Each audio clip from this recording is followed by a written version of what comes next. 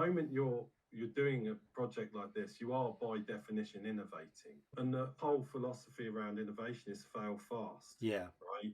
And quite often that's in contrast to everyday business work, right? Where actually what you've I've got the answer and I want to roll this more efficient way of doing things out to as many people as possible. And then suddenly I've got a project where I need to be doing lots of different things and throwing them away, very inefficient at the beginning. Getting that balance is really Yeah, quite tricky. yeah. Visualizing data is not easy, right? Mm.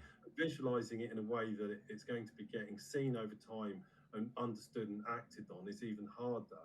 And so there's no need to rush into just delivering something. You should get it right first. And it's actually a faster process to do this via fast prototyping through things like Python notebooks. Again, a good medium for visualizing things, but not very end user friendly. But at this point, it doesn't have to be, right? What it means is during those early weeks, they are using this proof of concept to solve the problem, getting business value from that, and working out the other steps down the line in that process. How are they going to use it? Well, what is a proof of concept, Yeah. right? And I guess we're calling it a proof of concept Mm. because it suits us, but it comes with lots of different names, like a prototype. Yeah.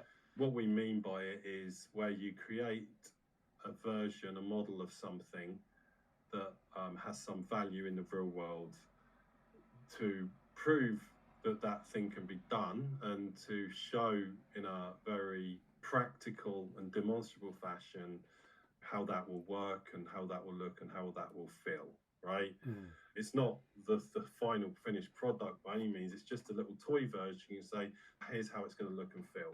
And there's a lot of reasons for doing that, but most of the time it's because it's quite hard to get from an abstract concept to actually getting the finished product. The primary case for it is to discover whether it even can be done. Does that resonate? Yeah, definitely. And I was thinking of pulling data points together which perhaps haven't been brought together before. And sometimes we can use something really simple in that, and that's Excel. I'm showing you data in any format any way I can, which happens to be Excel, which we both understand as a medium. I can whack some numbers in there.